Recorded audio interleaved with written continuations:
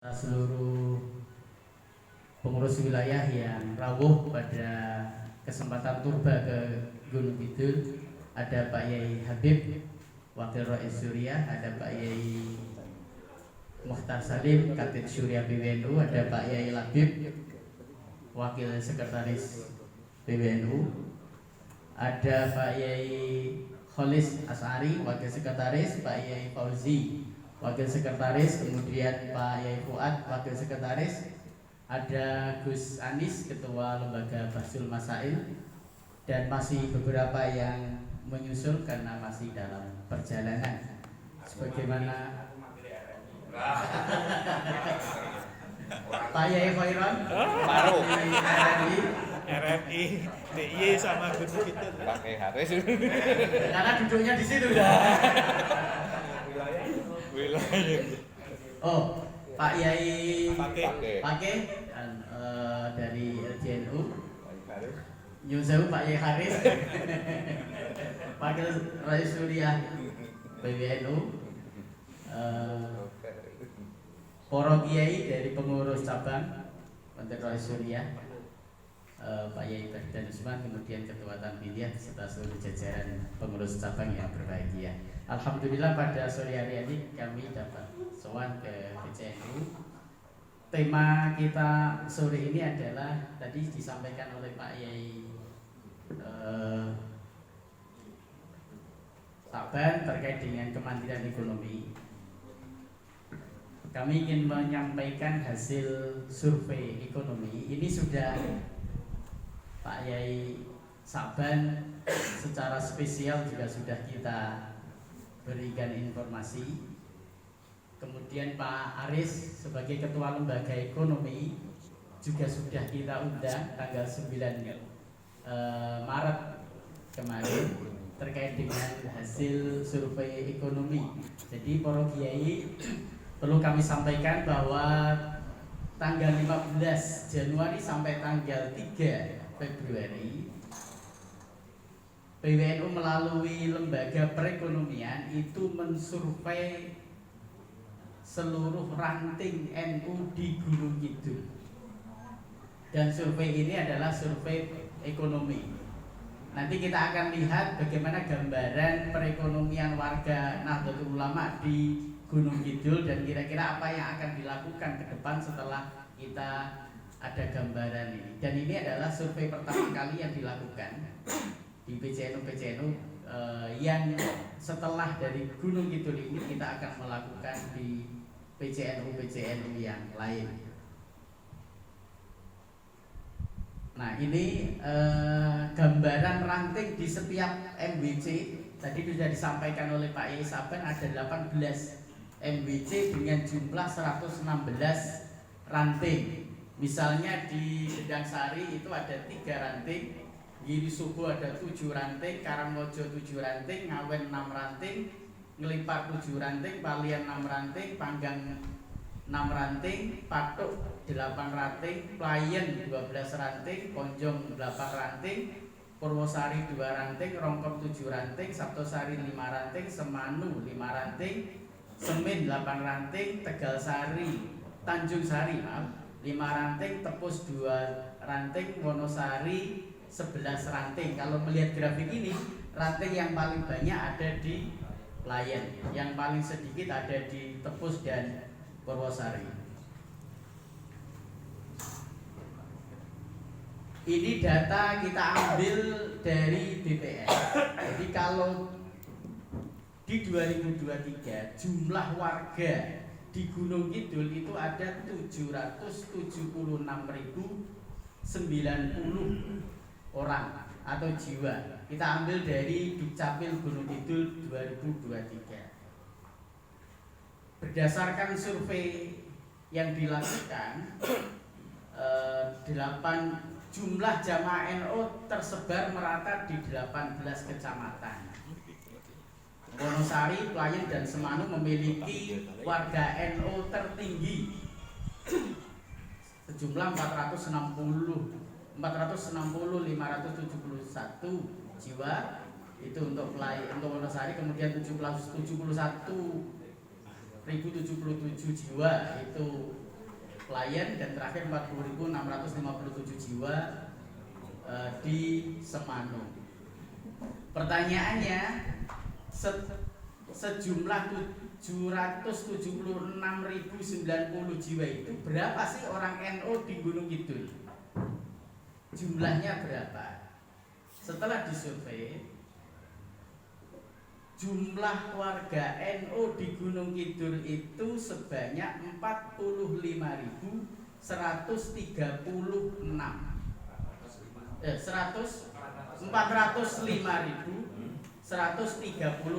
jiwa. Kalau tadi Pak Yai Saban ngendikake yang terekap di apa namanya Ewanu GK itu baru 500 orang, itu berarti belum ada 1%. Kira-kira baru 1%. Nah ini sebarannya ini. Kemudian ini terkait jumlah ya. Secara keseluruhan kalau kita petakan dari 400 sekian itu paling banyak profesinya adalah petani, peternak, nelayan sejumlah 129.985.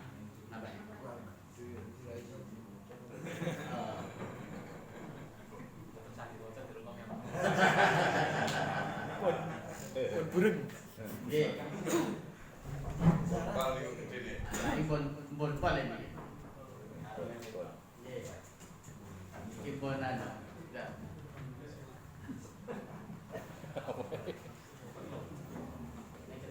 Bisa dicek. Kalau dicek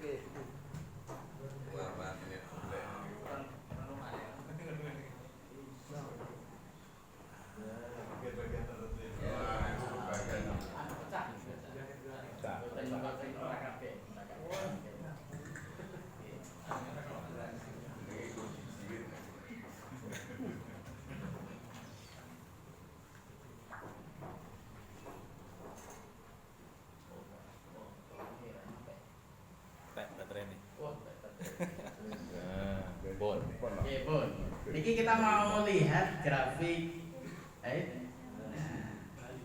Jual. Ini ada yang warna hijau, ada yang warna kuning.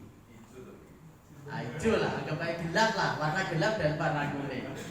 Warna gelap itu jumlah warga NU, yang kuning atau bukan kuning ya, orange itu jumlah petani, peternak atau nelayan. Kalau kita mau lihat jumlah misalnya kita paling tinggi misalnya di Wonosari, itu jumlah warga NU-nya banyak tapi jumlah nelayan, petani, peternak sedikit. Maklum Wonosari kan kota gitu. Nah jumlah petani yang banyak itu ada di Playen, kemudian ada itu sekitar 17.230, kemudian ada di Semin sekitar 15.660 jiwa. Ini tertinggi petani, peternak dan nelayannya.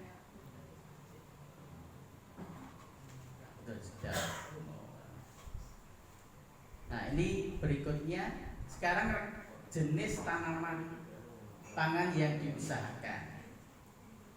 Ada padi, ada polo hijau, ini merata sebetulnya kalau di Gunung Kidul ini antara petani yang bercocok tanam padi dengan polo hijau.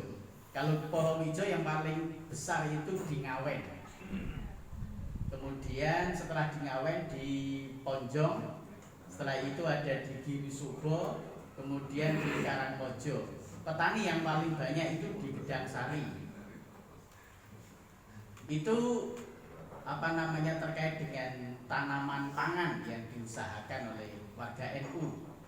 Lalu kemudian jenis unggas yang diusahakan ini ada, kita klasifikasi 3: ayam, bebek, burung puyuh gitu. 100% orang Gedang Sari itu jenis unggasnya yang dipelihara itu ayam. Bahkan nggak ada yang punya bebek dan puyuh burung, termasuk di Palian dan Sabtosari, serta Tepus. Nah ini terkait jenis unggas. Kemudian ini jenis ikan yang diusahakan. Kita klasifikasi lele, gurame, nila bawal, ikan laut, dan ikan hias. Ngawen itu 100% budidaya jenis ikannya itu lele. Kemudian Purwosari, Sabtosari, nampaknya enggak suka gurame dan yang lain. Ini ada yang menarik itu di Wonosari, ternyata banyak juga yang punya ikan hias. Justru nggak ada yang ikan laut ya, maklum ya. Nah, ikan laut yang paling banyak itu di Giri Subo. Itu terkait dengan jenis ikan. Kemudian ada jenis hewan ternak yang diusahakan, kita bagi dua, sapi dan kambing, hampir rata. 50-50 lah kira-kira gitu. Jadi di Gedang Sari juga separuh, kemudian begitu juga di Wonosari. Nah pemanfaatan, nah ini yang menarik nanti ini sebetulnya ada potensi bagaimana PCNU atau kita di struktur NU itu bisa memanfaatkan. Para kiai dari hasil usaha tadi itu, baik pertanian, polowijo dan lain-lain itu, ternyata jamaah NU itu lebih suka menjual sendiri, dibawa ke pasar. Jadi ini kan ada peluang untuk membuat sebuah mekanisme NU intervensi gitu. Kira-kira NU bagian dari apakah tengkulak gitu kira-kira gitu. Monggo istilahnya bakul kira-kira. Jadi paling banyak 53,5%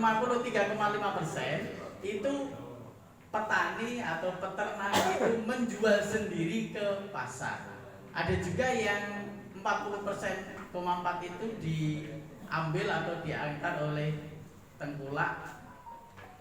Ada juga yang langsung ke pembeli. Ini penyuluhan atau bantuan yang pernah diterima. Ada kredit, ada bibit benih Partes baru, ada pupuk, pesija dan lain-lain. Nah ini yang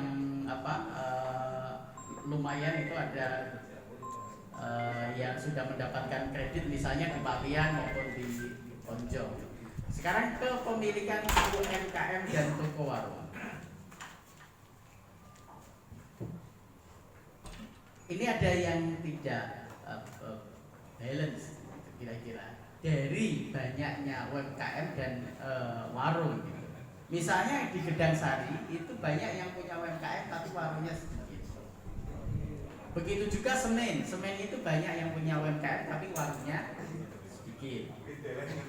Nah itu yang jadi pertanyaan kira-kira. Hasil survei ini kita juga mencatat bahwa hampir ada sekitar 300 lebih warung yang berpotensi untuk digarap bareng di seluruh Gunung Kidul. Nah ini kan kalau kita bicara kemandirian ekonomi jadi jadi peluang gitu. Nah ini juga menjadi keprihatinan lah kira-kira ini, ternyata di NU banyak juga yang keluarga jamaah yang kurang sejahtera. Ada juga misalnya makan di dalam sehari semalam itu baru 2 kali. Itu bukan karena puasa, memang karena kondisi ekonomi. Nah, ini bisa kita lihat misalnya ada jumlah kepala keluarganya, kemudian keluarga kurang sejahtera. Ukuran kurang sejahtera kita ambil dari BPS. Jadi survei ini standarnya menggunakan apa yang dilakukan oleh Badan Pusat Statistik. Jadi hampir setiap kecamatan itu atau hampir setiap MWC itu ada keluarga NU kurang sejahtera. Asal tidak pengurusnya gitu aja ya. Khawatir itu ternyata Oke. Ini yang paling banyak, nah ini saya nggak tahu ini. Yang paling banyak kurang sejahtera itu justru di Patok.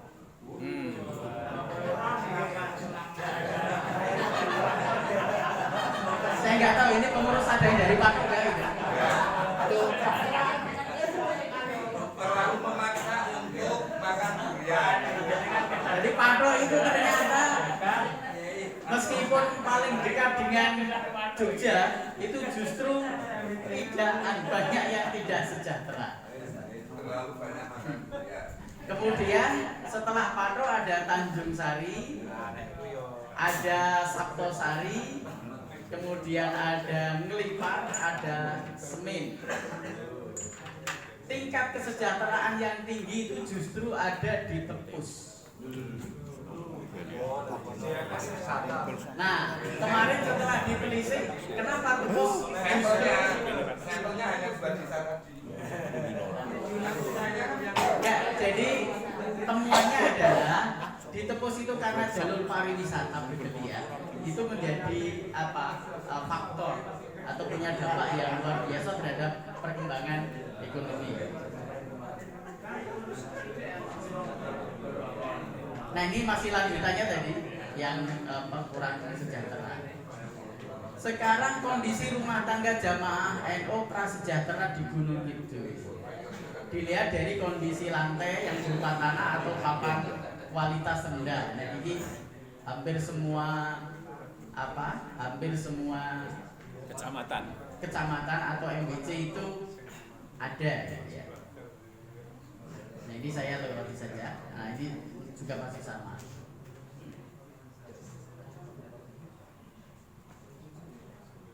Ini juga masih sama tadi. Oke.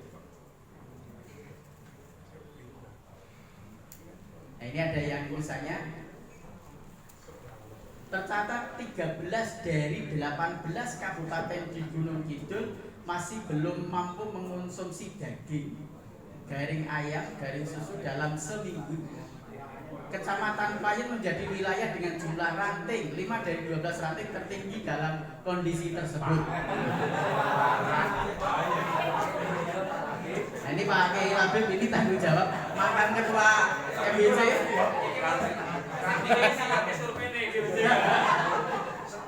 Jadi jangan-jangan Pak Kiai Labib nggak mau jadi ketua MBC karena dapat ini. Masalahnya memang nggak mau minum susu. Prihatin.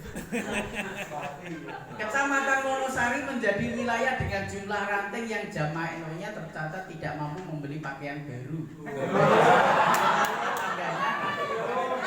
Paling tinggi di antara 17 kecamatan lainnya.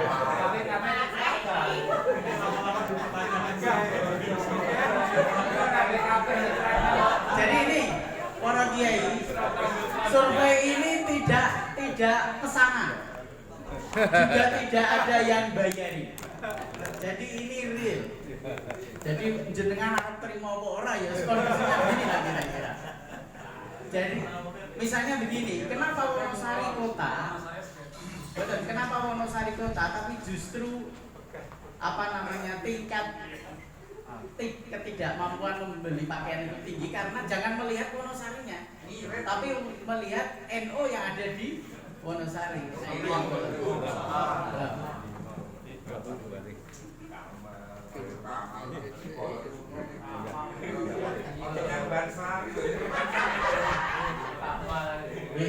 Sugeng rawuh Pak Bupati.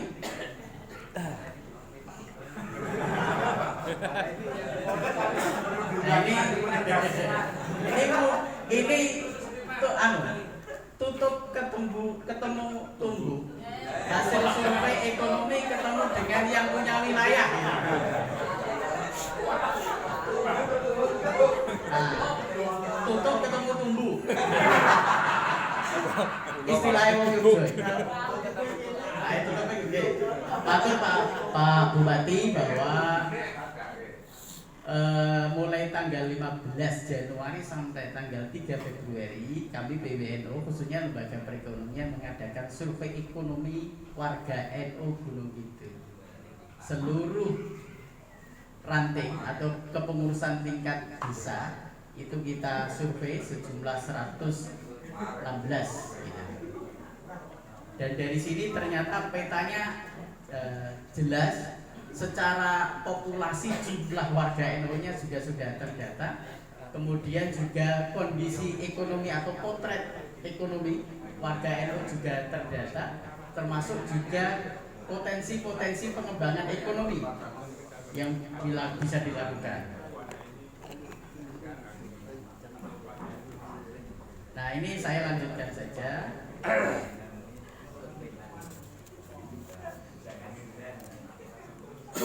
Ini tercatat ada 16 dari 18 MWC di Kabupaten Gunung Kidul memiliki kepala rumah tangga pada tingkat rantingnya berpendidikan rendah dan bekerja sebagai petani gurem.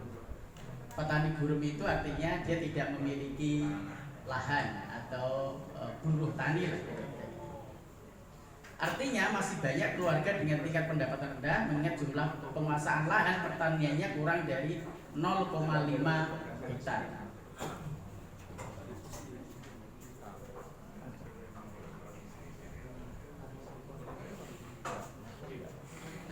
Nah, ini upaya peningkatan kesejahteraan baik yang sudah dilakukan maupun yang dibutuhkan. Ini yang selama ini masyarakat atau warga NU terima, misalnya pelatihan pertanian, pembuatan pupuk, pelatihan UMKM, pelatihan kerajinan, pelatihan bengkel, dan lain-lain. Dari yang pernah diadakan itu, kita coba petakan sesungguhnya apa sih yang dibutuhkan. Itu dari survei itu kita ketemu misalnya pelatihan peternakan, pelatihan pemasaran, pelatihan UMKM, pelatihan olah pangan atau olahan pangan, pelatihan kewirausahaan, dan pelatihan pertanian. Perlu kami sampaikan, hasil survei ini sudah kita presentasikan juga di lembaga keuangan Mandiri, BSI, juga BI, OJK, dan hampir semua lembaga keuangan yang ada itu datang dan memberikan respon. Intinya bahwa kita berharap bareng-bareng PBNU dan PCNU punya proyek strategis pengembangan ekonomi jamaah yang tadi kita sudah sampaikan potensi-potensi yang bisa digarap. Dan ini harus dikeroyok bareng-bareng, baik oleh tingkatan wilayah PBNU, kemudian cabang, juga stakeholder yang lain. Beberapa waktu yang lalu Pak Yai Saban juga sudah kita ketemukan dengan lembaga keuangan, juga sudah dengan perusahaan distributor, tinggal nanti tindak lanjut roadmap-nya dan apa yang segera bisa kita lakukan. Terutama yang kita tadi saya sampaikan punya potensi di setiap ranting itu punya toko. Apa yang harus dilakukan terhadap toko-toko itu. Kemudian juga dari survei ini terpotret orang NU Gunung Kidul itu dalam hal investasi mereka menyukai paling dominan itu dua. Satu, tanah. Kedua, barang antik. Barang antik itu bisa keris, bisa termasuk rumah joglo gitu. Badai-badai ini. Nah itu apa namanya? Jadi kan kamu dimakan tok.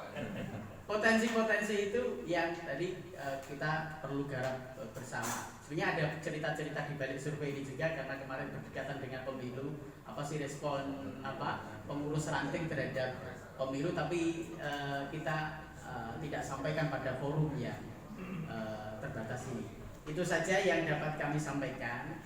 Dan pada kesempatan yang baik ini kami berharap para kiai, yuk kita apa yang perlu kita lakukan bareng-bareng. Kaitannya tadi mengurangi tingkat kemiskinan di Gunung Kidul, lebih-lebih kerabuan yang sangat otoritatif di Gunung Kidul ini.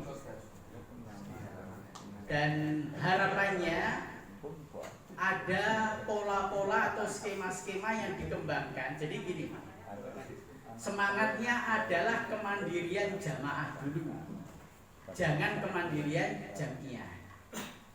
Apa bedanya? Kalau kemandirian jamaah, memang titik tekan kita itu adalah warga NU. Setiap usaha itu ya memang miliknya warga NU.